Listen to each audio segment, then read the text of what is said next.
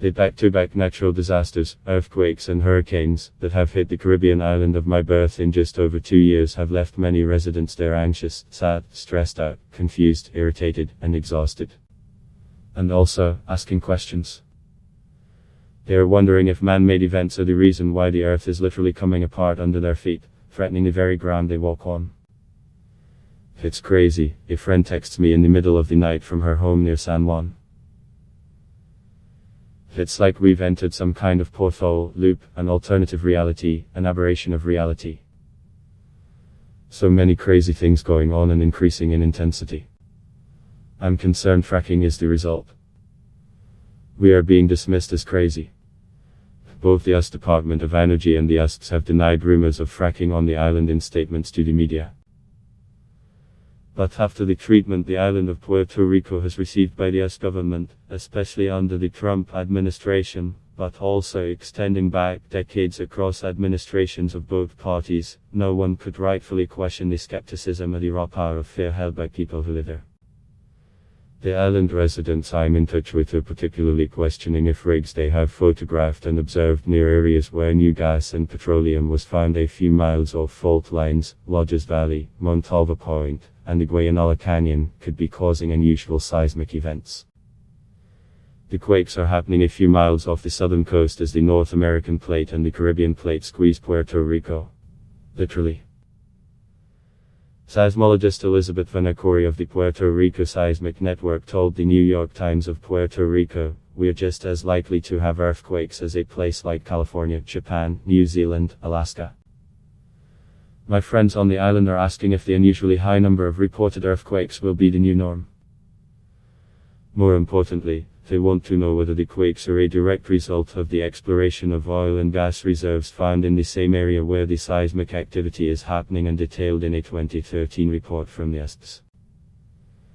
Geologists and social media journalists have used their networks to calm the public and dismiss the connection. People in Puerto Rico are asking questions because they don't buy the answers they've been given by geologists and others. They've coined a new word for those who refuse to stop questioning, conspiranoicos, two Spanish words that form a combination of conspiracy and paranoid. One of the many things that Puerto Ricans do best is invent new language, often humorous, when words in the dictionary fail them. Conspiranoicos is also a word that captures the spirit of what's happening on the ground. Who can blame islanders for being conspiranoicos? The seismic events this week that caused one death, power outages all over the island, and destruction of homes, schools, churches, and the sacred indigenous landmark, the rock formation Punta Ventana on the coast of Guayanola, happened as the island is still recovering from Category 5 Hurricane Maria and its aftermath. Nearly a dozen people on the island are assigned there have been arrested by the FBI on corruption allegations, including Trump's deputy FEMA director for the region, who has been charged by federal prosecutors with allegedly shuffling over $1 billion on contracts to Cobra Acquisitions, an Oklahoma-based energy company. An attorney for the deputy said she planned to vindicate her client and reveal details of how this investigation has been handled by the government. Meanwhile, Trump, who has not commented on charges against those who work in his administration, has taken to Twitter to call Puerto Rico one of the most corrupt places on earth. The government failed the people on the island miserably after the hurricane. And it's failing them now. There is a collective stress and trauma that is part of the national DNA, not just caused by Hurricane Maria but the subsequent government collapse that left the island without power for almost a year, and caused more than deaths according to one estimate from Harvard's School of Public Health. The residual strain of Puerto Rico's long dire financial straits.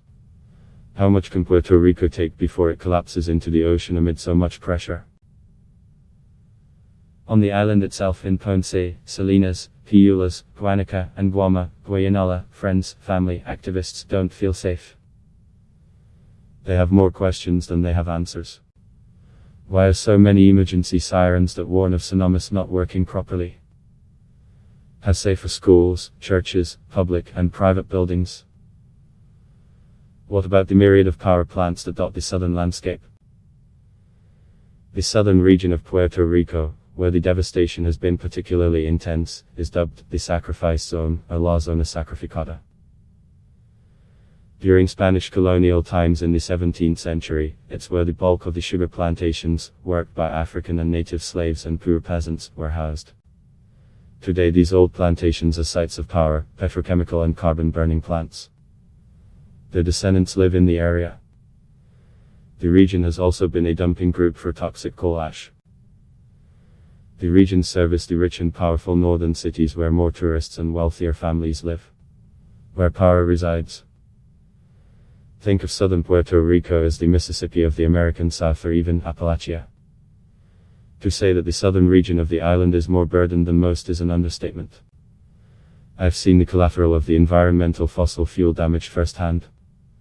My late father, a veteran of the Korean War, worked at an oil refinery plant when he was a young man. I grew up with stories of men maimed and burnt alive as they fell into the cauldrons of the petrochemical plant Corco in Piulas. In the 1960s, the petrochemical companies promised locals that they would bring thousands of jobs. What they did instead was rob the citizens of my father's town of their beautiful beaches. Decades later, after the oil was sucked dry, the plant was abandoned, its toxins leached into the earth. The money is gone. The poison stayed. It is one of 20 ecotoxic sites on the island, too dirty to clean up. A few hours after the last quake, I spoke to Ruth Santiago, 60, a mother of two who was born in the Bronx and is longtime resident of Salinas, in southern Puerto Rico. The earth has moved so much here that sometimes I am not sure if the land is moving or not, she said. This seismic activity is what petrifies Santiago, an environmental justice lawyer, most of all. She has been working with communities on the ground that want to stop the construction of land and marine gas pipelines and ports. After Hurricane Maria and community pressure, families and groups advocating for cleaner, sustainable energy won a respite. The Puerto Rico government adopted a pledge to move the island to 100% renewable energy by 2050. However, there was a caveat. Before they can get to 100% renewable energy, the same government is calling for a transition period, and creating an infrastructure to import liquefied natural gas from the US.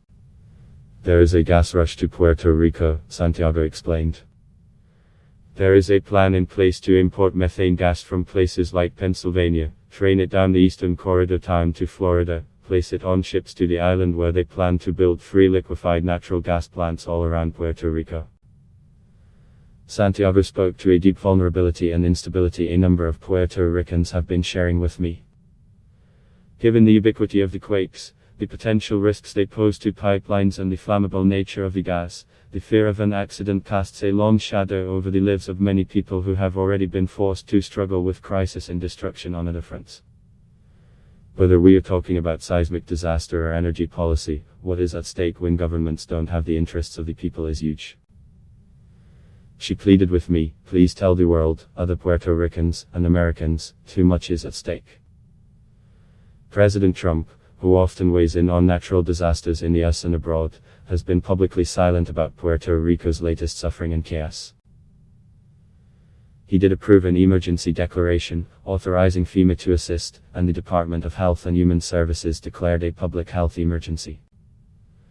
When asked why the president hasn't spoken publicly, the White House press office, which did release a statement on the earthquakes, told CNN they speak for the president. Anyone who has a phone knows that the president knows very well how to speak for himself.